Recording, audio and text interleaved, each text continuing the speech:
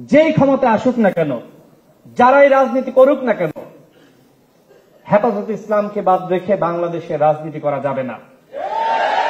আগামীতে ইনশাআল্লাহ ইসলামের বিপক্ষে গিয়ে কেউ রাজনীতি করতে পারবে না। শেখ হাসিনা সবসময় এই ইসলামের বিরুদ্ধে অবস্থান নিতে গিয়েছে। হাসিনার যে পতন হয়েছে, এই পতনের অন্যতম কারণ হল শাপলা চত্বরে হেফাজতের নেতাকর্মীদের উপরে হত্যাযজ্ঞ চালানো। হাসিনার যে পতন হয়েছে, সে যে আলেম বিদ্বেষী ছিল, মাদ্রাসার শিক্ষার্থীদের প্রতি তার যে ক্ষোভ, তার যে বিদ্বেষ, একমাত্র এই ইসলাম বিদ্বেষী হওয়ার কারণে হাসিনার পতন হয়েছে। এদেশে কেউ কখনো ইসলামের বিরুদ্ধে গিয়ে, ইসলামের বিপক্ষে অবস্থান নিয়ে রাজনীতি করতে পারে নাই। আগামীতে ইনশাআল্লাহ ইসলামের বিপক্ষে গিয়ে কেউ রাজনীতি করতে পারবে না। ইসলামের বিপক্ষে যে সরকার অবস্থান নিয়েছে, ধর্ম নিরপেক্ষতার বয়ান, এই বয়ানের নামে ধর্মের সাথে সাংঘর্ষিক বিভিন্ন ধরনের সংজ্ঞায়ন আমাদের সামনে হাজির করেছে। সেই আওয়ামী ফ্যাসিবাদ কিন্তু বাংলাদেশে রাজনীতি করতে পারে নাই। সুতরাং এখন যে সরকার, আগামীতে যে সরকার আসবে, প্রত্যেককে ইসলাম মেনে রাজনীতি করতে হবে, দেশ চালাতে হবে। আমাদের দল গণ অধিকার পরিষদ ইসলামী মূল্যবোধে বিশ্বাস করে। আমি বুঝি নির্মাণের শিল্প, সালাম স্টিল বোঝে ডিউরেবিলিটি। সালাম still, most durable still.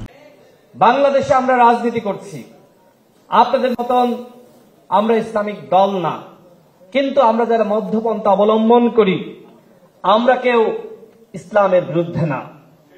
Islamic মূল্যবোধকে ধারণ করেই বাংলাদেশের যে গণতান্ত্রিক অগ্রযাত্রা, সেটাকে এগিয়ে নিয়ে যেতে হবে।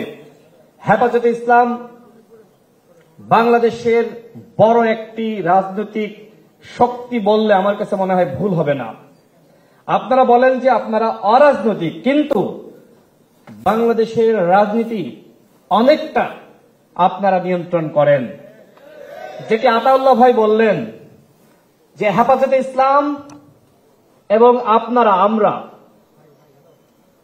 একটি অরাজনৈতিক শক্তি, কিন্তু বাংলাদেশে যেই ক্ষমতায় আসুক না কেন, যারাই রাজনীতি করুক না কেন, হেফাজতে ইসলামকে বাদ রেখে বাংলাদেশে রাজনীতি করা যাবে না।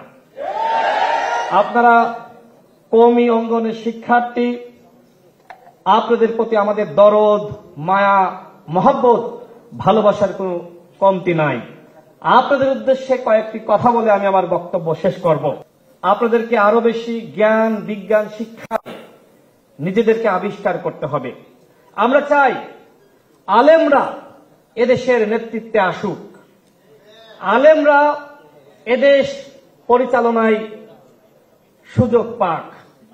আমরা দেখেছি যে আলেমদেরকে নানানভাবে দমন পীড়ন করা হয়েছে, তারপরেও আপনারা কখনোই থেমে যাননি।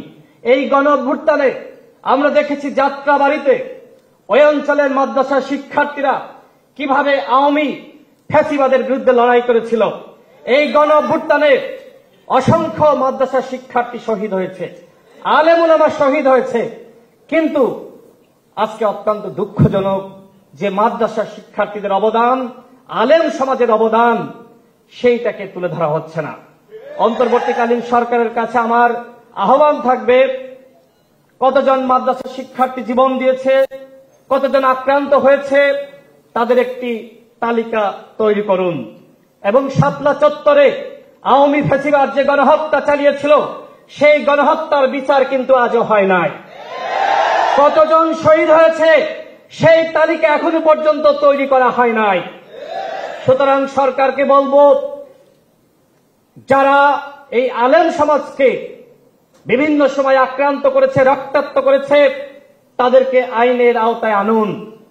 মাদ্রাসা শিক্ষার্থীদেরকে, আলেম সমাজকে দূরে রেখে নতুন বাংলাদেশ গঠন করা যাবে না। আমরা যে নতুন বাংলাদেশ গঠনের স্বপ্ন দেখছি, আমি আপনাদের প্রতি সর্বশেষ আহ্বান রাখতে চাই, আসুন আমরা এমন একটি দেশ গঠন করি যেখানে ন্যায় বিচার থাকবে, কথা বলার স্বাধীনতা থাকবে, আর কোনো ফ্যাসিবাদ জন্ম নিতে পারবে না। সেই ধরনের বাংলাদেশ সবাই মিলে আমাদের গঠন করতে হবে। সময় সংক্ষিপ্ত, আমি আমার বক্তব্য শেষ করছি। আপনাদের সবাইকে ধন্যবাদ। আল্লাহ হাফেজ। আসসালামু আলাইকুম।